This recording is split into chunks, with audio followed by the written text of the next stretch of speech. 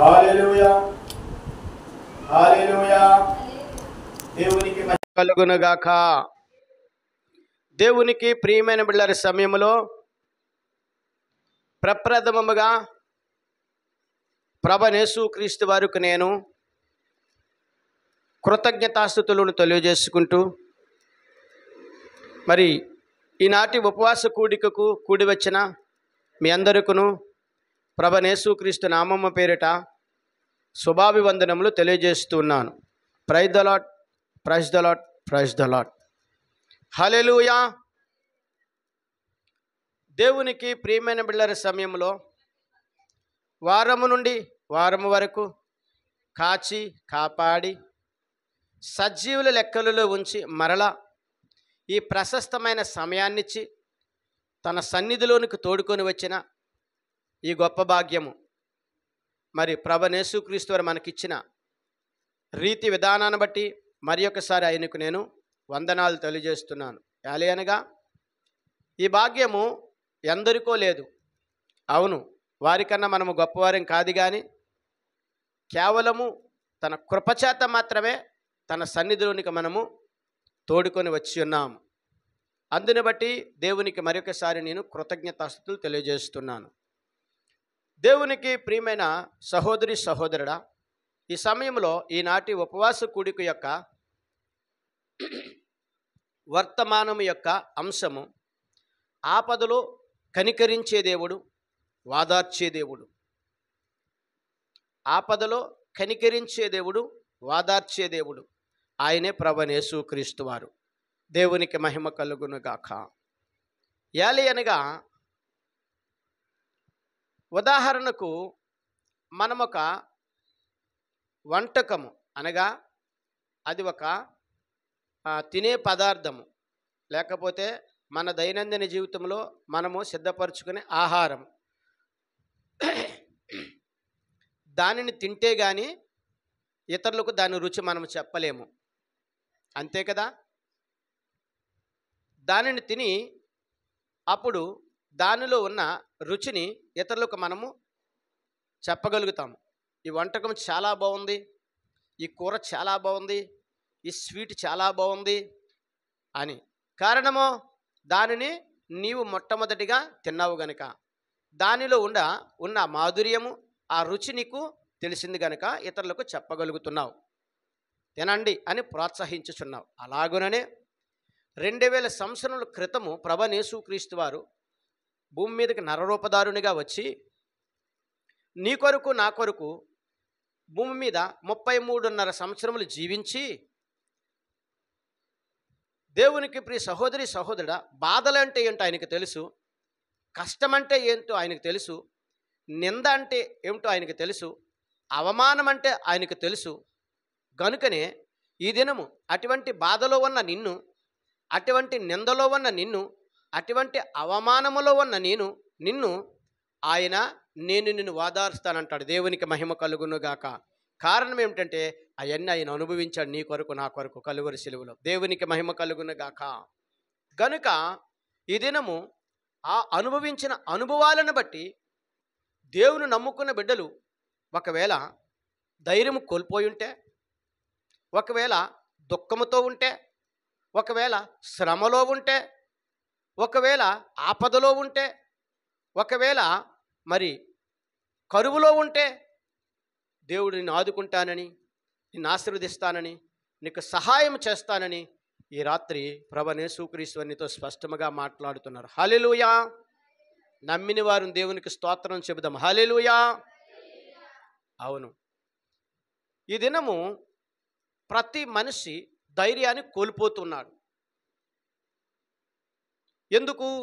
వారి దైనందిన దినచర్యలు వారికి ఎదురొస్తున్న అననుకూలమైన పరిస్థితులను బట్టి ప్రతి విషయంలో ధైర్యం కోల్పోతూ ఉంటాడు. సాధారణంగా మనిషి ఏ విషయంలో ధైర్యం కోల్పోతాడంటే, శారీరకమైన విషయంలోను, మరి ఫైనాన్షియల్ విషయంలో ఆత్మానుసారంగా దిగజారిపోతూ ఉంటాడు. మనిషి ధైర్యం కోల్పోతూ మనస్సును విడిచిపెడుతూ ఉంటాడు. చాలామంది అంటారు, వాడు జీవితం మీద మనసు విడిచిపెట్టేశాడండి అంటే అక్కడ ఏమిటని అర్థము? ధైర్యం లేదు. కారణం ఏంటంటే తనకున్న ఆ శరీర బలహీనతను, ఇంకా నా ఈ యొక్క శరీర బలం నన్ను విడిచి వెళ్ళదు అని ఫిజికల్గా, అలాగనే ఇంకా ఆత్మలో పిరికివాడిగా దిగజారుతానుగా స్పిరిచువల్గా, అలాగే ఫైనాన్షియల్గా ఆర్థికపరమైన ఇబ్బందులు ఎదురైనప్పుడు, అప్పుల వాళ్ళు దూషించుచున్నప్పుడు, ఇంటిలో కరువు ఏర్పడినప్పుడు, అనేకమైన అననుకూల పరిస్థితులు వచ్చినప్పుడు కూడా ధైర్యాన్ని కోల్పోతూ ఉంటారు. అనగా ఫైనాన్షియల్గా మనిషి 3 విధాలుగా ధైర్యాన్ని కోల్పోతూ ఉంటాడు. ఒకటి ఫిజికల్గా అనగా శరీరానుసారంగా, 2 స్పిరిచువల్గా అనగా ఆత్మానుసారంగా, 3 ఫైనాన్షియల్గా అనగా మరి డబ్బు విషయంలో. ఈ 3 మనిషిని రోజు వేధిస్తుంటాయి, బాధిస్తుంటాయి. ధైర్యమును కోల్పోతూ ఆత్మలో దిగజారిపోతూ ఉంటాడు మనిషి. అటువంటి మనిషితో, అటువంటి అధైర్యంతో ఉన్న నీతో, అటువంటి ధైర్యము కోల్పోయిన నీతో ప్రభువైన యేసుక్రీస్తు వారు ఈ దినము పరిశుద్ధాత్మ దేవునిగా నీతో మాట్లాడుతున్నారు. దేవునికి మహిమ కలుగునగాక. ఆయన అంటున్నాడు, ధైర్యము తెచ్చుకొనుడి, నేను లోకమును జయించాను, మీకు కూడా జయమునిస్తాను, మిమ్మల్ని కూడా జయింపజేస్తాను. మరి మనము లోకమును జయించాలంటే, లోకాశలను జయించాలంటే, లోకములో నీకు ఎదురవుతున్న ఆ యొక్క ఫిజికల్గాను, స్పిరిచువల్గాను, ఫైనాన్షియల్గా ఎదురవుతున్న వాటి నుండి నీవు తప్పింపబడి ధైర్యంగా ఉండాలంటే, ఈరోజు ప్రభువైన యేసుక్రీస్తు వారి యొక్క వర్తమానమును నీ హృదయం అనే పలక మీద స్పష్టంగా వ్రాసుకోవాలి. దేవునికి మహిమ కలుగును గాక. యోహాను సువార్త 16వ అధ్యాయము 33వ వచనమును చదవండి. యోహాను సువార్త 16వ అధ్యాయము 33వ వచనము. నాయందు మీకు సమాధానము కలుగునట్లు ఈ మాటలు మీతో చెప్పుచున్నాను. లోకములో మీకు శ్రమ కలుగును, అయినను ధైర్యము తెచ్చుకొనుడి, నేను లోకమును జయించున్నానను. ప్రార్థన చేద్దాం. సకలాశీర్వచనములకు కారణభూతుడైన మా యేసు ప్రభువా, నీ ఘనమైన నామానికి స్తుతులు స్తోత్రాలు నాయనా. నీ సుందరమైన నామానికి లెక్కలేని వందనాలు. ఈ రాత్రికాల సమయంలో ఈనాటి ఉపవాస కూడిక ద్వారా నీ నామను బట్టి స్తుతించాము ప్రభా, గణపరిచాము, ఆరాధించాము. కేవలము మా శక్తి మా బలము చేత కాదు, కానీ నీ ఉచితమైన కృపచేత మాత్రమే. ఈ సమయంలో ప్రభువా, ఎందరికో లేని భాగ్యాన్ని మాకు ఇచ్చి నీ సన్నిధులకు తోడుకొని వచ్చి, అయా నీ నామం పేరిట ప్రభువా నిన్ను స్తుతించి గొప్ప భాగ్యమును ఇచ్చారు. ఈ సమయంలో తండ్రి, నీ జీవపు ఓట్లైన మాటలను మాతో మాట్లాడుకు సిద్ధమయ్యండుగా దీనదాసు నన్ను జ్ఞాపకం చేసుకుని మీ సిలుచాటు నన్ను మరుగుపరచండి. కూడి వచ్చిన నీ ప్రియులందరినీ జ్ఞాపకం చేసుకుని వినగలిగే చెలును, గ్రహించగలిగే హృదయాలను దయచేసి ఆది నుండి అంతం వరకును మీరే ఉండి నడిపించండి. యేసుక్రీస్తు పరిశుద్ధమైన నామంలో అడిగి వేడుకొనుచున్నాను పరమ తండ్రి, ఆమెన్. దేవునికి ప్రియమైనలారా, మరి ఒకసారి వాక్యం నేను ధ్యానం చేస్తున్నాను. యోహాను సువార్త 16వ అధ్యాయము 33వ వచనము. నాయందు మీకు సమాధానము కలుగునట్లు ఈ మాటలు మీతో చెప్పుచున్నాను. లోకములో మీకు శ్రమ కలుగును, అయినను ధైర్యము తెచ్చుకునుడి, నేను లోకమును జయించున్నాను. హల్లెలూయా. దేవునికి ప్రియమైనలారా, ఈ ఒక్క వాక్యములో 5 ఆశీర్వాదాలు మనకున్నాయి. ఈ ఒక్క రిఫరెన్స్లోనే 5 ఆశీర్వాదాలు దేవుడు దాచి ఉంచాడు. ఒకటి, దేవునికి మీకు సమాధానం ఉంటుందట. నెంబర్ 1 ఆశీర్వాదం, నీకు సమాధానాన్ని ఇస్తానంటాడు. 2, దేవునికి ప్రియమైనవారా, మీకు శ్రమ కలిగినప్పుడు ఆ శ్రమ నుండి తప్పిస్తాను అంటున్నాడు. 3, ధైర్యము తెచ్చుకొనండి. 4, నేను లోకమును జయించాను గనుక 5, మీకు కూడా జయమిస్తాను. దేవునికి మహిమ కలుగునుగాక. ఈరోజు లోకము బహుభయంకరంగా ఉంది. మనకి ఎక్కడ రావాలి జయము? లోకంలో రావాలి జయము. లోకంలో మనకు జయం రావాలంటే ఇప్పుడు నువ్వేం చేయాలి? ప్రియ సహోదరి సహోదరుడా, ఎవరితోనైనా కుస్తీ పోటీకి వెళ్ళాలా? ఎవరితోనైనా బాక్సింగ్ పోటీకి వెళ్ళాలా? లేకపోతే ఎవరితోనైనా పరుగు పందెములో పోటీ పడి గెలవాలా? లేక ఇంకేదైనా పోటీలో గెలిస్తే లోకంలో నువ్వు జయం అందుకుంటావు? కాదండి. లోకంలో 3 రకాలైన పాపాలు ఏలుబడి చేస్తున్నాయి. అవేంటంటే శరీరాశ, లోకాశ, జీవపడంబము. శరీరాశయు, నేత్రాశయు, జీవపడంబము.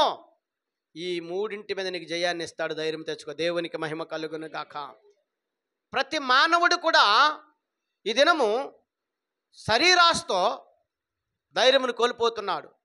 శరీరాశలో నెరవేర్చుకోవాలని, శరీరానుసారంగా జీవిద్దామని, నేత్రాస, చూసిన దాన్ని సొంతం చేసుకుందామని, ఇరుగు పొరుగు వారు నాకన్నా గొప్పగా జీవిస్తున్నారు, వారికన్నా గొప్పగా జీవించాలని, జీవపడంబము, మరి అతిశయముగా అహంకారంగా ఉండాలని, లేని వాటిని ఉన్నట్టుగా ఉండి నటించేవారు చాలామంది ఉన్నారు. అటువంటి జీవపడమ్మతో జీవించాలని మనిషి లోకములో పడిపోతూ పాపాన్ని అంటించుకుంటున్నాడు. దాని నుండి నిన్ను దేవుడు ప్రభువైన యేసుక్రీస్తు వారు రక్షిస్తానని, నీకు రక్షణ కలుగజేస్తానని ఆయన పొందిన శ్రమల చేత, అనగా కలువరి శిలువలో ఆయన నీ శరీరము పాపంలోనికి వెళ్లకుండా ఆయన ఏం చేశారు? శరీరం అంతా 39 కొరడా దెబ్బలు కొట్టించుకున్నారు. నీకు పాపపు తలంపులు రాకూడదని ఆ శిరస్సుకు ముండ్ల కిరీటాన్ని పెట్టుకున్నారు. ఏమండి, అలాగునని ప్రతి విధమైన ఈ లోకంలో ఉండే శరీరాశను అంటించుకోకుండా ఉండాలని ఆయన కలువరి శిలువలు ఏమైపోయారండి? నిలువెల్లా నలిగిపోయాడటండి. నిలువెల్లా నలిగిపోయాడు ఆయన. అవును, నీ కొరకే కదా. మరి అటువంటి గొప్ప భాగ్యము ప్రభువైన యేసుక్రీస్తు వారు నీకు ఇచ్చినప్పుడు మరి నీవెందుకు ఈ లోకంలో జయాలను అందుకోలేకపోతున్నావు? కారణం ఏంటంటే ధైర్యాన్ని కోల్పోతున్నావు. ఎప్పుడైతే నువ్వు ధైర్యాన్ని కోల్పోతావో ప్రియ సహోదరి సహోదరుడా, ధైర్యాన్ని విడిచిపెట్టేస్తావో, మొట్టమొదటిగా నీకు ఎదురయ్యేది అసమాధానము. ఎప్పుడైతే నువ్వు ధైర్యాన్ని విడిచిపెట్టేస్తావో, పిరికివారిగా జీవిస్తారో, అప్పుడు నీకు ఎదురయ్యేది మొట్టమొదటిగా అసమాధానం. సమాధానం లేని జీవితము. రేపు ఏమవుతుందో, రేపు ఎలా జీవిస్తానో, ఈరోజు ఏమవుతుందో అని భయముతో జీవిస్తూ ఉంటావు. అటువంటి జీవితం మనకొద్దు. పెద్దలు చెప్పిన సామెత ఉంది కదా, దినదిన గండము నూరేళ్ళ ఆయుస్సు బ్రతుకు మనకెందుకండి? అంతే కదా. 100 సంవత్సరాల ఆయుస్సు ఉంది, కానీ దినదినము భయమే నీకు. వద్దా అటువంటి జీవితం? ఎలా జీవించాలి? బ్రతుకుట క్రీస్తే, చావైతే లాభం. బ్రతుకుట క్రీస్తే, చావైతే లాభం. క్రీస్తుకు హత సాక్షిగా మారేదా, క్రీస్తుకు హత సాక్షిగా మారేదా. పౌలు వలె సాగేదా, పౌలు వలె సాగేదా, పౌలు వలె సాగేదా, పౌలు వలె సాగేదా. నే సాగేదా యేసునితో నా జీవిత కాలమంతా. యేసుతో నడిచేదాం, యేసుతో గడిపేదాం, యేసుతో నడిచేదాం, యేసుతో గడిపేదాం. పరమును చేరగా నే వెళ్ళేదాం, హానోకు వలె సాగేదా, హానోకు వలె సాగేదా. హల్లెలూయా. అవును, బ్రతుకుట క్రీస్తే, చావైతే లాభం అనుకోవాలండి. అపవాది నిన్ను ఎంత అధైర్యపరిచినా నా క్రీస్తు కొరకు నేను జీవిస్తాను, నా యేసయ్య కొరకు నేను జీవిస్తాను. కారణం ఏమిటంటే ఆయన నా కొరకు ప్రాణం పెట్టి నన్ను జీవింపజేసిన జీవము గల దేవుడు ఆయన నా పక్షం నుండిగా నాకెందుకు భయమని నువ్వు ఎదిరించాలి. అప్పుడు నీ జీవితంలో ధైర్యం వస్తుంది. అప్పుడు నువ్వు సమాధానంగా జీవించడానికి ఒక గొప్ప అవకాశం ఏర్పడుతుంది. దేవునికి మహిమ కలుగును గాక. రెండవది చూసినప్పుడు, నీవు లోకంలో జీవిస్తున్నావు గనుక నీకు శ్రమ. ఎందుకంటే ఈ లోకంలో ఎటువంటి వారు ఉన్నారు? నాగుపాము వంటి మనుషులు ఉన్నారు. ఏమండి, క్రూరమైన జంతువులు వంటి మనుషులు ఉన్నారు. అటువంటి వారి మధ్యన మనం జీవిస్తున్నాం గనక నీకు శ్రమ వస్తుంది. కానీ ఆ శ్రమ యేసయ్యకు తెలుసు. అవును, నీ మీద అనేక మంది అనేక చోట్లకి వెళ్ళి ఎచ్చకపు మాటలు చెబుతున్నారా? నీ కోసం, నీ కుటుంబం కోసం, నీ పిల్లల కోసం అనేక మంది అనేకమైన వారి దగ్గరికి వెళ్ళి అబద్ధపు మాటలు, చాడీలు చెబుతూ ఉన్నారా? అయితే నా యేసయ్య వింటున్నాడు ఆ మాటలు. దేవునికి మహిమ కలుగును గాక. మరి ఆ శ్రమ నీకు అంటకుండా ఉండాలని నువ్వేం చేయాలి? మౌనముగా ఉండి ప్రార్థించు. ప్రభువా, నీ చిత్తమే నెరవేర్చు, నీ చిత్తమే జరిగించు. నా గురించి, నా కుటుంబము గురించి, నా పిల్లల గురించి, నా దైనందిన నా దినచర్య గురించి ఎవరెవరైతే మాట్లాడుతున్నారో నీ వింటున్నావో, వింటున్న ప్రతి ఒక్కరిని శిక్షిస్తావు ప్రభువా అని నువ్వు ప్రార్థిస్తే శ్రమ నీ నుండి దూరం అవుతుంది. దేవునికి మహిమ కలుగును గాక. దేవునికి ప్రియ సహోదరి సహోదరుడా, క్రీస్తు నీ పక్షాన్ని ఉన్నగా ఏమండి నీకెందుకు భయము? క్రీస్తు నీతో ఉంటుండగా నీకెందుకు భయము? ఎవరైతే క్రీస్తు పక్షాన ఉండరో, ఎవరి పక్షాన యేసయ్య ఉండడో వారికి భయము, వారికి అపజయము. ఈ రాత్రి ప్రభు యేసుక్రీస్తు నీతో మాట్లాడుతున్నారు. నేను నీ పక్షమై ఉండగా నీకెందుకు దిగులు? నేను నీ పక్షమై ఉన్నాను గనుక నీకు జయమును అనుగ్రహిస్తాను. హల్లెలూయా. అటువంటి గొప్ప దేవుడు మనకుంటుండగా, అటువంటి గొప్ప దేవుడు మనల్ని నడిపిస్తుండగా అపవాది క్రియలకు మనం జడవద్దో. అపవాది ఆటంకపరుస్తున్న అసమాధానమైన అననుకూలమైన పరిస్థితులు జడొద్దో. శ్రమలు ఎదురైనా, నిందలు అవమానాలు ఎదురైనా నా యేసయ్య వింటున్నాడు, నా యేసయ్య చూస్తున్నాడని ఆయనకు అప్పగించు నీ శ్రమను, ఆయనకు అప్పగించు నీ నిందను, నీ పక్షమున ఆయన యుద్ధము చేస్తాడు. హల్లెలూయా. మరి మూడవది చూసినప్పుడు దేవునికి ప్రియమైనవారా ధైర్యంగా ఉండాలంటాడు. ధైర్యం తెచ్చుకోరండి. నాలుగవది చూసినప్పుడు నీకు జయాన్ని అనుగ్రహిస్తాడట, జయమునిస్తాడట. కనుక ఈ దినము దేవునికి ప్రియ సహోదరి సహోదరుడా, యేసుక్రీస్తు ఈరోజు నీతో మాట్లాడుతున్న గొప్ప మాట ఏంటంటే భయపడద్దు, ధైర్యం తెచ్చుకొని ముందుకు సాగు. ఎటువంటి పరిస్థితినైనా ఆయన ఛేదించగలడు. ఎందుకంటే మరణాన్నే గెలిచిన మహోన్నతుడు, మహిమాన్వితుడు నీకున్న శ్రమను నీ ద్వారా జయింపజేయలేడా? నమ్మి ప్రార్థించు, నమ్మి ఆయన్ని వెంబడించు, నమ్మి ఆయన పక్షాన నిలబడు, యేసయ్య నీకు జయముని అందిస్తాడు. దేవునికి మహిమ కలుగును గాక. మరి రెండో మాట చూసినప్పుడు నువ్వు దుఃఖంలో ఉంటే ఆయన నీకు తోడుగా ఉంటాడట. దుఃఖంలో ఉంటే ఆయన నీకు తోడుగా ఉంటాడు. చూడండి, యోహాను సువార్త 16వ అధ్యాయం 20వ వచనం చదవండి. యోహాను సువార్త 16వ అధ్యాయము 20వ వచనము. మీరు ఏడ్చి ప్రాలాపింతురు గాని లోకము సంతోషించును, మీరు దుఃఖింతురు గాని మీ దుఃఖము సంతోషమగునని. హల్లెలూయా. దేవునికి ప్రియ సహోదరి సహోదరుడా, ఈ దినము ప్రభు యేసుక్రీస్తు అనితో స్పష్టంగా మాట్లాడుతున్న రెండవ మాట ఏంటంటే మీరు ఏడ్చి ప్రాలాపింతురు కానీ లోకము సంతోషిస్తూ ఉంటుందట. అందుకే ఎవరి దగ్గర ఏడవకండి. ఎక్కడ ఏడవాలి? ఎక్కడ ఏడవాలి? యేసయ్య సన్నిధిలో ఏడవండి. నీ కన్నీటితో ఆయన పాదాలను తడపండి. అప్పుడు నీ దుఃఖం ఏమవుతుందట? సంతోషంగా మార్చేస్తాడు. దేవునికి మహిమ కలుగునుగాక. యేసు ప్రభువు భూమి మీదకి ఎందుకు వచ్చాడో తెలుసండి? దుఃఖించే వారి కొరకు వచ్చాడు ఆయన. ఆయన వాగ్దానం మనకు ఉంది కదా, నీ దుఃఖ దినములో సమాప్తమగును. ఎప్పుడు? ఆయన పక్షాన్ని ఉన్నప్పుడు. అంతేగాని ఈ లోకంలో ఏడవద్దు, ఈ లోకంలో దుఃఖించవద్దు. ఎందుకంటే లోకస్తులందరూ నిన్ను చూసట గేలి చేస్తారట. నిలబడి దేవుని కొరకు, నా యేసయ్య నాకు నేను ధైర్యంగా ఉంటాను. ఎవరైతే నిన్ను చూసి గేలి చేస్తున్నారో, ఎవరైతే నిన్ను చూసి అవమానపు మాట్లాడుతున్నారో, ఎవరైతే నిన్ను చూసి నిందలు అవమానాలను పెడుతున్నారో వారందరూ ఒక దినాన్ని ఏమవుతారట? ఏడుస్తారట నిన్ను చూసి. దేవునికి మహిమ కలుగును గాక. యేసయ్య ఏడిపించేస్తాడు వాళ్ళనే. అటువంటి వారు నీ దరికి చేరరో. కానీ నీవు నేను చేయవలసిన పని ఏంటి? అటువంటి వారిని మనం లెక్కలోకి తీసుకోకూడదు. ప్రక్కన పెట్టి యేసయ్య సన్నిధిలో ప్రార్థన చేయి. హల్లెలూయా. దేవుడు నిన్ను నిండార్లుగా దీవించి ఆశీర్వదిస్తాడు. దేవునికి మహిమ కలుగును గాక. దేవునికి ప్రియమైనవారా, ఒక దినము బైబిల్ గ్రంథంలో రూతు అనే అమ్మాయి చాలా దుఃఖంలో ఉందండి. చాలా దుఃఖంలో ఉంది.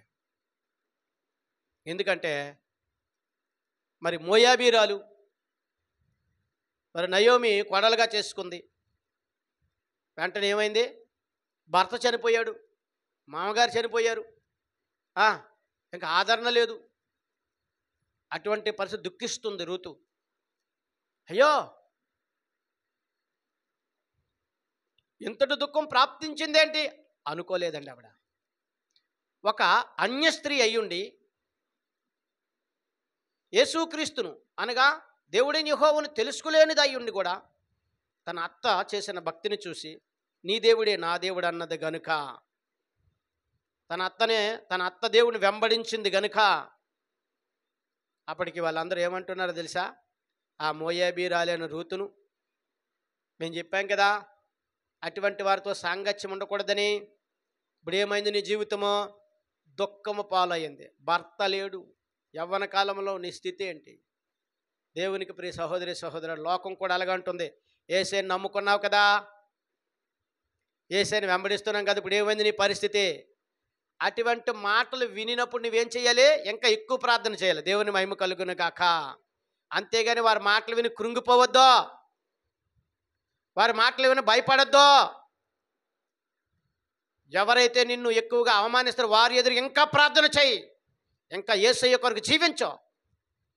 దేవుడు నిన్ను బహుగా దీవించి ఆశీర్వదిస్తాడు. దేవునికి మహిమ కలుగును గాక. ఏ మోయాబీ దేశములో అవమానింపబడినదో, ఏ మోయాబీలు రూతును అవమానించారో, అటువంటి రూతు ఏమైందో తెలుసా? అదే దేవుని యొక్క ఆ సన్నిధిగా మరలా తిరిగి ఎక్కడికి వచ్చింది? దేవుని యొక్క ఆ యొక్క ప్రదేశంలోనికి వచ్చింది. మరి కోల్పోయిన రూతుకు సర్వము ఇచ్చాడు దేవుడు. ఒక మంచి భర్తనిచ్చాడు, ఏమండి, శ్రేష్టమైన జీవితాన్ని ఇచ్చాడు, ఆనందకరమైన జీవితాన్ని ఇచ్చాడు, ఆనందింపజేశాడు. చివరికి రూతు యేసుక్రీస్తు ప్రభు వారికి నాయనమ్మ అనే స్థితి పొందుకుంది. దేవునికి స్తోత్రం కలుగును గాక. ఎంత గొప్ప భాగ్యము! ఆ దినము రూతు యేసు ప్రభు వారికి నాయనమ్మ అయింది. కానీ ఈ దినము నిన్ను యేసు ప్రభు తన సొంత బిడ్డగా, వారసుడిగా, వారసురాలుగా తీసుకోబోతున్నాడు. దేవునికి స్తోత్రం కలుగును గాక. అంతకన్నా గొప్ప భాగ్యం మనకేం కావాలి? హల్లెలూయా. మరి దుఃఖం వచ్చిందని కృంగిపోయిందా రూతు? భర్త పోయాడని ధైర్యం కోల్పోయిందా రూతు? లేదండి. నీ దేవుడే నా దేవుడు అన్నదే. నీ దేవుడిని నేను వెంబడిస్తాను అన్నదే. నీ దేవుని కొరకు నేను ప్రాణం పెడతాను అన్నదే. అవును, నీ కొరకు ప్రాణం పెట్టని యేసయ్య కొరకు అటువంటి త్యాగం కలిగి, అటువంటి తెగింపు కలిగి ఉన్నావా నీవు? ప్రభా, నీ కొరకు నేను నిందైన అవమానమైన భరిస్తాను ప్రభా, నీకోసం నిలబడతాను అంటే దేవుడు నీకు ఒక మంచి లైఫ్ని ఇవ్వబోతున్నాడు. దేవుడు నీకు ఒక మంచి భవిష్యత్తును ఏర్పరచబోతున్నాడు. దేవునికి మహిమ కలుగును గాక. మరి మూడో మాటను చూసినప్పుడు దేవునికి ప్రేమ, శ్రమలో ఆదరించే దేవుడు. శ్రమలో ఆదరించే దేవుడట యేసయ్య. ఎందుకంటే ఆయన శ్రమలు పడ్డాడు గనుక, శ్రమ అంటే ఏంటో ఆయనకి తెలుసు గనుక, ఆయన దుఃఖపడ్డాడు గనుక, దుఃఖం అంటే ఏంటో ఆయనకి తెలుసు గనుక, ఆయన ఏడ్చాడు గనుక, ఏడుపు అంటే ఆయనకి తెలుసు గనుక శ్రమలో నిన్ను ఆదరిస్తానంటున్నాడు యేసయ్య. దేవునికి మహిమ కలుగును గాక. 2 కొరింథీయులకు రాసిన పత్రిక 1వ అధ్యాయం 4వ వచనం చదవండి. 2 కొరింథీయులకు రాసిన పత్రిక 1వ అధ్యాయము 4వ వచనము. దేవుడు, అవును,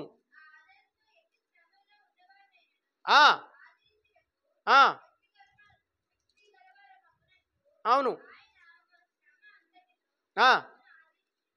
హల్లెలూయా. శ్రమలో నిన్ను ఆదరించే దేవుడు యేసయ్య. ఎటువంటి శ్రమ ఉన్నా, నువ్వు ఎటువంటి శ్రమలో ఉన్నా,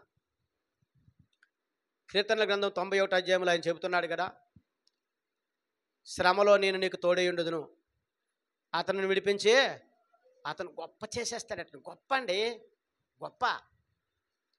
ఎవరు ఈ శ్రమలో ఉన్నారు? యోసేపు శ్రమలో లేడా? గొప్ప శ్రమ వచ్చిందని ఆయనకి. తన అన్నదమ్ములు కొట్టిపడేశారు, ఆ పోతీఫర్ ఇంట్లోకి వెళ్ళేసరికి అవమానం కలిగింది, జైల్లో పెట్టేశారు. ఏమి నిందలు, ఏమి శ్రమలు! అటువంటి శ్రమలకు ఎలా నిలబడ్డాడు యేసేపు? ధైర్యం కలిగి నిలబడ్డాడు. ధైర్యం వైపు చూశాడు, దేవుని వైపు చూశాడు, కానీ లోకం వైపు చూడలేదు యేసేపు. శ్రమలో నేను అతనికి తోడై ఉండేదును, అతను విడిపించి అతను గొప్ప చేసేదును. యేసేపు ఇప్పుడు దేవుడు ఏం చేశాడు? ఐగుప్తుకు ప్రధానమంత్రి చేశాడు. దేవునికి మహిమ కలుగును గాక. గొప్ప చేస్తాడండి యేసయ్య, గొప్పగా దీవిస్తాడండి. శ్రమలో నీకు తోడై ఉంటాడు. శ్రమ వచ్చిందని భయపడొద్దు, ధైర్యం కోల్పోకో. నీకు తోడై ఉంటాడు ఆయన, నిన్ను గొప్ప చేస్తాడు ఆయన. ఆయన గొప్ప చేసే దేవుడు. యేసుక్రీస్తు నమ్ముకున్న వారు ఎవరు సిగ్గుపడరో, సిగ్గుపరిచే దేవుడు కాదు ఆయన. దేవునికి మహిమ కలుగును గాక. నీ నుండి ఆయన కోరుకునేది నీ యొక్క హృదయము. ఏ హృదయము? విరిగి నలిగిన హృదయము. దేవునికి మహిమ కలుగును గాక. విరిగి నలిగిన హృదయముతో దేవదేవుని సన్నిధిలో, విరిగి నలిగిన హృదయము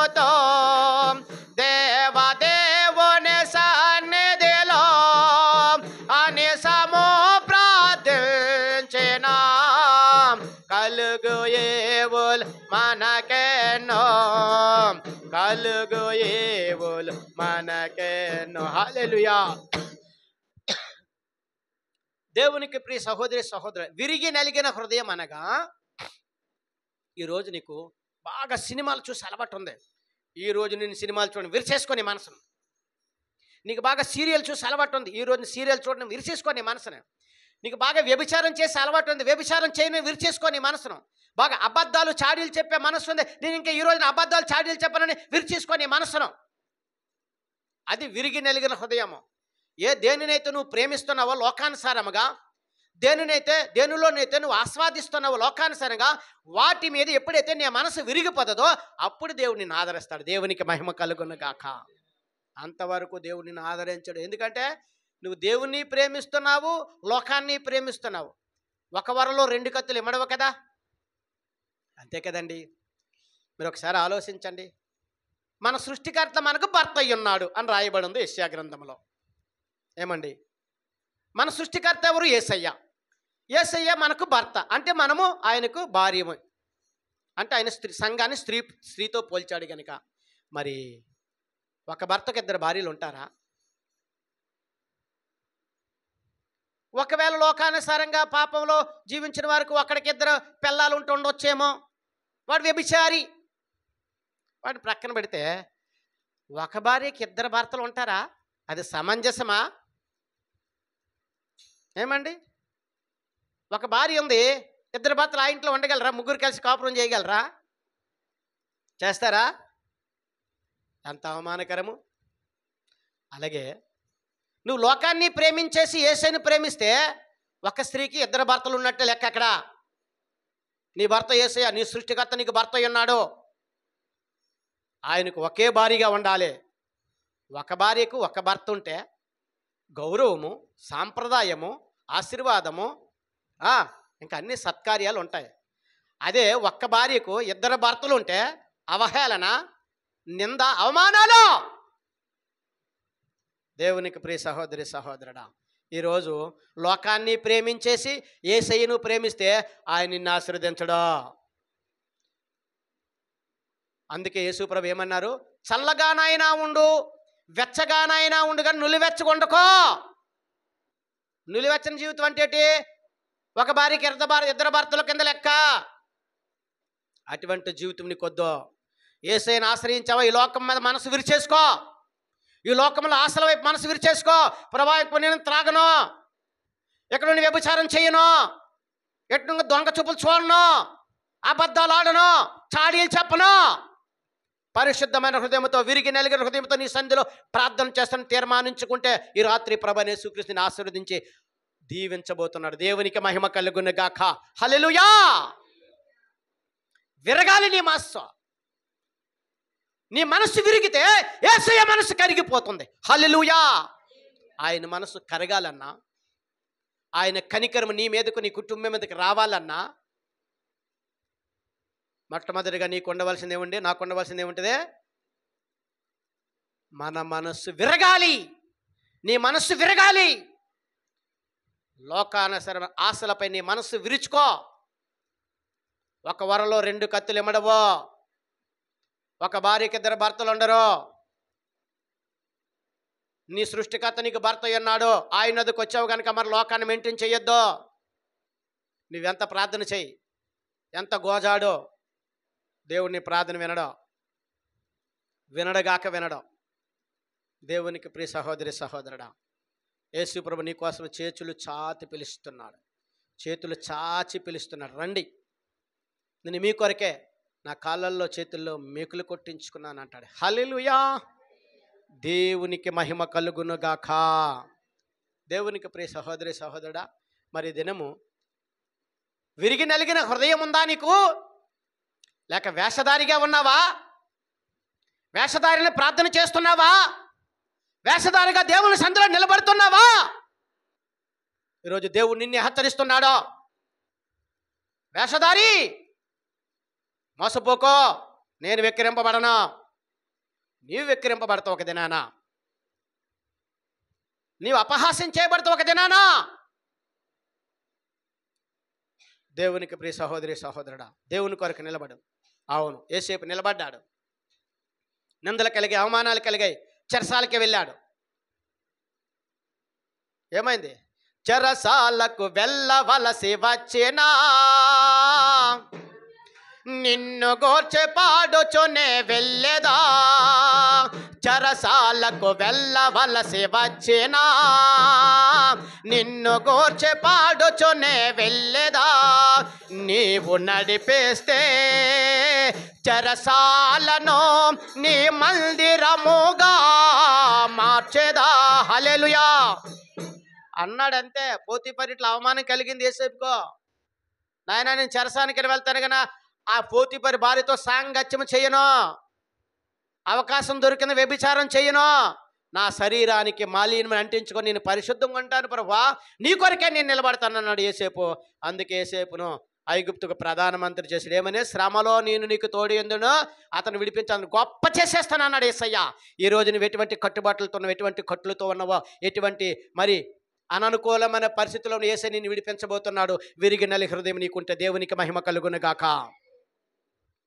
దేవునికి ప్రియమైనరా, మరి యేసయ్యకి ఇంకో ఆ గొప్ప గుణం ఏంటంటే ఆపదలో జాలిపడే దేవుడట ఆయన. ఏమంటే నువ్వు ఆపదలో ఉంటే చూసి నవ్వేవాడు కాదు ఆయన. ఆయన మనిషి కాదు కదా.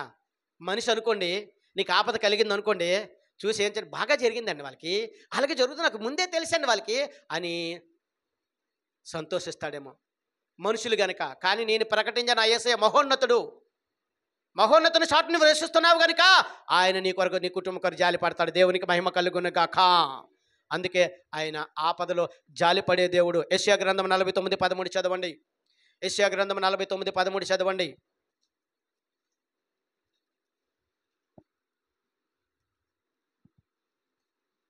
యెషయా గ్రంథం 43:19.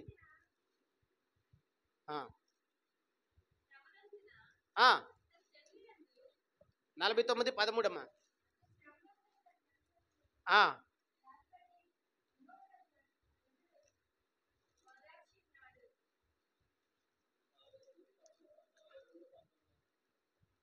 49:13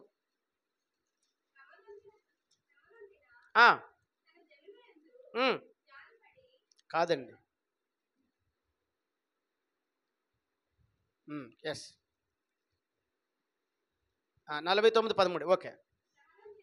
శ్రమ నొందిన తన జనుల యందు జాలిపడి యెహోవా తన జనులను వాదార్చి ఉన్నాడు. ఆకాశమా ఉత్సాహధ్వని చేయము, భూమి సంతోషించము, దేవునికి మహిమ కలుగునుగాక. నువ్వు శ్రమలో ఉంటే అపహాస్యం చేసే దేవుడికి జాలి పడతాడట. నువ్వు శ్రమలో ఉంటే జాలిపడే దేవుడు. అయ్యో నా బిడ్డలంతా శ్రమలో ఉన్నారు కనుక అందుకే కదా జాలిపడ్డాడు కదా యేసయ్య. ఆకాశం నుండి చూశాడట, అందరూ పాపంలో పడిపోయారు, అయ్యో నా బిడ్డలందరూ పాపంలో పడి నరకంలోకి పోబోతున్నారని ఆయనే భూమి మీదకి వచ్చేసాడు. హల్లెలూయా. దేవునికి ప్రియ సహోదరి సహోదరుడా, ఎంత కరుణామయుడండి. తల్లి కన్నా తండ్రి కన్నా ఎంత ప్రేమ అండి అయింది. ఒక దినము ఒక కుమారుడు ఒక నీటిలో పడిపోయాడటండి. నీటిలో పడిపోతే త్రోవ పక్కన ఒకడు చూశాడు. ఆడు చూసి ఆడు మంచి ఈత నేర్పేవాడు. ఆ శ్రమలో ఉన్నవాడి కొరకు మునిగిపోతాను భయపడుతున్నోడికి కాలు ఆడించు, చెయ్యాడించు, తలపైకి తీ అంటున్నాడట. ఆడు శ్రమలో ఉంటాడు, ఈతలా నేర్చుకుంటాడు. ఇంకొకడు వచ్చి అంటాడట, వెధవ నీ కర్మ కొద్ది నువ్వు అనుభవించిరా, నువ్వు చేసిన పాపానికి ఇదే అంటున్నాడట. ఇలా మనిషి ఒక మాట అంటున్నారే కానీ వాడిని కాపాడడానికి ప్రయత్నం చేయట్లేదు. ఇది లోకం. నీకు శ్రమ వచ్చిందనుకో నేను అవమానిస్తాను, నేను చేయి పట్టుకుని లేపరు. అయితే ఇప్పుడు ఆ కుర్రోడు తాలూకా తల్లికి తెలిసింది ఈ విషయం. అమ్మ మీ కుర్రోడు అక్కడ నీటిలో పడిపోయాడు, ఎవరు కాపాడలేదు అనగానే తల్లి పరిగెట్టి వచ్చి నీటిలో దూకేసి కుర్రోడిని రక్షించుకుంది. దేవునికి స్తోత్రం కలుగునుగాక. ఎందుకో తల్లి గనుక. అలాగనే ప్రభువైన యేసుక్రీస్తు మనం ఎవరమో ఆయన బిడ్డలము. ఆయన బిడ్డలం గనుక మనం పాపంలో ఉన్నాం గనుక ఆ పాపంలో నుండి మరి పరలోక రాజ్యం పోగొట్టుకొని ఆ నరకానికి పోకుండా ఆయనే స్వయంగా భూమి మీదకి వచ్చేసాడు. దేవుని స్తోత్రం కలుగును గాక.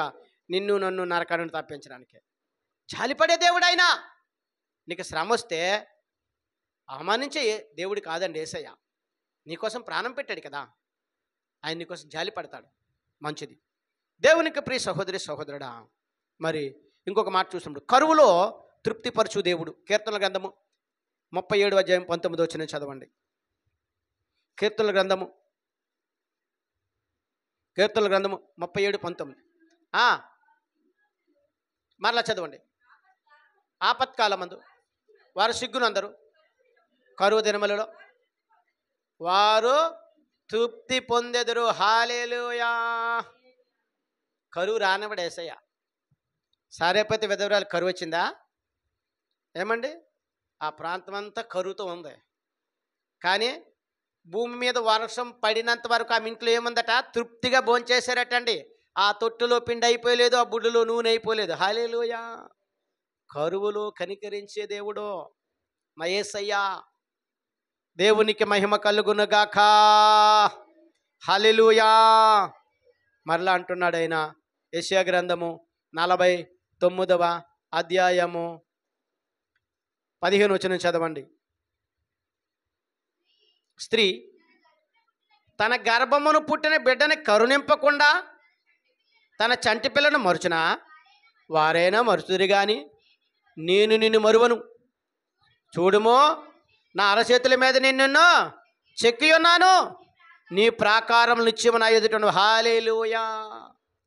ప్రాకారములు అనగా నీ గృహము, నీ జీవితము ఎక్కడుంది? ఆయన కనుల ముందే ఉందట. నీ జీవితం, నీ గృహము. ఎప్పుడు నీ గృహాన్ని చూస్తున్నాడు, నీ గృహాన్ని చూస్తున్నాడు, నీ పిల్లలు చూస్తున్నాడు, నిన్ను చూస్తున్నాడు ఆయన.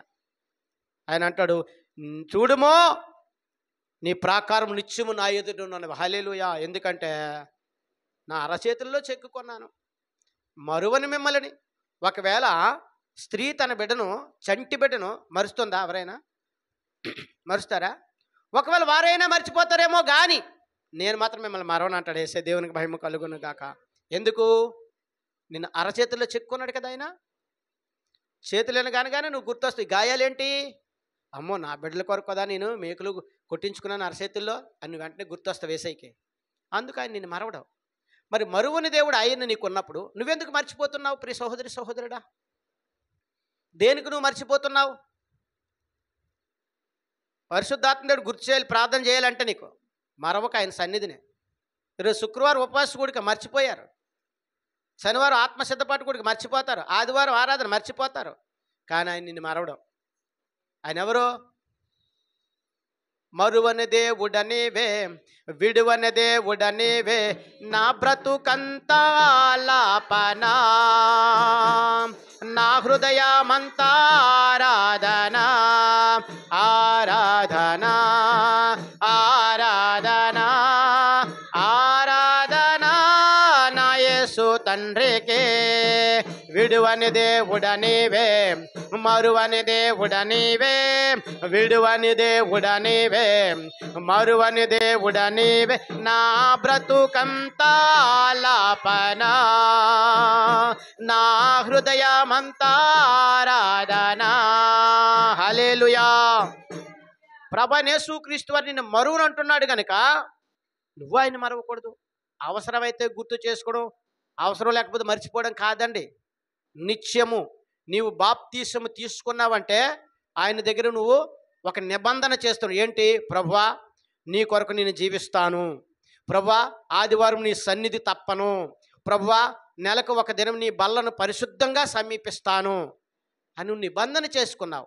నిబంధన చేసిన నీవు మర్చిపోతున్నావు గనుక ఆయనను ఆయన నిన్ను మరువట్లా, నేను జ్ఞాపకం చేసుకుంటున్నాడు. కానీ నీ యొక్క గృహములో నీ జీవితంలో ఆశీర్వాదాలు రాలేదు అంటే దానికి గల కారణము నీవు ఆయన్ని మర్చిపోతున్నావు, లోకానుసరం లోకాసలు చూస్తున్నావు. విరిగి నలిగిన హృదయం నీకు లేదు. విరిగి నలిగిన హృదయమే దేవునికి ఇష్టము. హల్లెలూయా. చివరిగా ఒక మాట చెప్పి నేను ముగించేస్తాను. ఇర్మియా గ్రంథము 31 13వ వచనము. దుఃఖమునకు ప్రతిగా సంతోషమునిస్తాడట ఆయన. హల్లెలూయా. యెహోవా విమోచించుచున్నాడు, వారికంటే బలవంతుడైన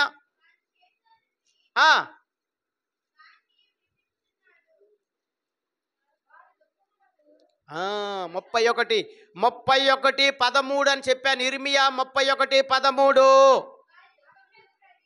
వారి దుఃఖమునకు ప్రతిగా సంతోషమిచ్చి వారిని ఆదరించెదను, విచారము కొట్టివేసి నేను వారికి ఆనందమును కలుగుజేతును. హల్లెలూయా. గనుక కన్యకులను, యవ్వనులను, వృద్ధులను కూడి నాట్యమందు సంతోషించెదరు. హల్లెలూయా.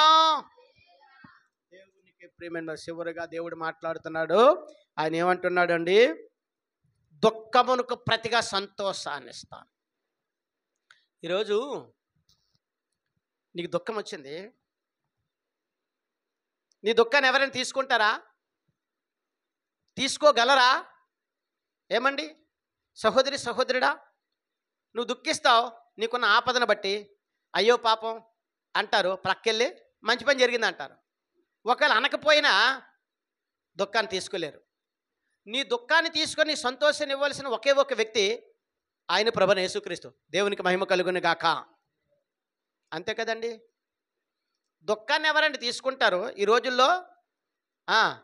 జ్వరాన్నే ఎరువివ్వరట ఈ మనుషులు. ఒకవేళ నీకు బాగా జ్వరం వచ్చింది అనుకో, అమ్మ నీకు జ్వరం వచ్చింది, ఆ జ్వరాన్ని నాకు ఇచ్చే అంటే ఆ జ్వరం వచ్చిన వ్యక్తి ఆలోచిస్తాడట, ఈ జ్వరంలో ఏముందో, జ్వరాన్ని ఎరువరుగుతున్నారంటే నేనివ్వను జ్వరం అంటారట. అటువంటి మనుషులు ఉన్నారు ఈ లోకం మీద. జ్వరమును ఎరువివ్వని మనుషులు ఉన్నారు. కానీ నా యేసు ఎలా కాదండి, దుఃఖమునకు ప్రతిగా సంతోషాన్ని ఇస్తాడటండి. మరలా చదవండి. వారిని ఆదరించెదను, విచారము కొట్టివేసి వారికి ఆనందము కలుగు చేతును. విచారమును కొట్టివేసి ఆనందాన్ని కలుగు చేస్తాడట. ఎవరికి? నీకు ఒక్కరికైనా, నీ ఇంట్లో ఉన్న నీ యవ్వనస్తులు, కన్యకులను, నీ యవ్వనస్తులకును, నీ యొక్క కుమార్తెలకును, నీ కుమారులకును, నీ వృద్ధులకును సంతోషాన్ని ఇస్తాడు. దేవునికి మహిమ కలుగును. అంటే అంటారు నీ ఫ్యామిలీ సంతోషంగా ఉంటుంది. కనుక ఈ దినము ప్రభువైన యేసుక్రీస్తు నీతో మాట్లాడిన ప్రతి మాటను నీ హృదయం అనే పలక మీద స్పష్టంగా వ్రాసుకొని తిరిగి ప్రార్థించగలిగితే, మాట్లాడిన మాటలన్నీ ఆశీర్వాదకరమైన మాటలే కనుక అవన్నీ నీకును నీ కుటుంబానికి ఎప్పుడూ దీవెనకరంగా ఆశీర్వాదకరంగా ఉంటాయి. కనుక వాటిని నువ్వు నీ నుదుటికు బాసికమోలే కట్టుకొని, నీ చేతికి కంకణమోలే కట్టుకొని, నీ హృదయం అనే పలక మీద స్పష్టంగా రాసుకొని ప్రార్థించగలిగితే ప్రియ సహోదరి సహోదరుడా, నీవును నీ కుటుంబం ఆశీర్వదింపబడతారు. పరిశుద్ధాత్మ దేవుడు ఇచ్చిన మాటలు దీవించి ఆశీర్వదించునుగాక. ఆమెన్.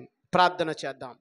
సకల ఆశీర్వచనములకు కారణభూతుడైన మా యేసు ప్రభువ, నీ ఘనమైన నామానికి స్తుతులు స్తోత్రాలునైనా, నీ సుందరమైన నామానికి లెక్కలేని వందనాలు. ఈ రాత్రికాల సమయంలో ఈనాటి ఉపవాస కూడిక ద్వారా నీవు మాట్లాడిన మాటలు జీవపు ఊటలు. అవునయ్యా, ఆపదలో కనికరించే దేవుడవు, ఓదార్చే దేవుడవు. అవును, జీవ గ్రంథంలో మాటలను ప్రతి మాటను మాకు వినిపించావు.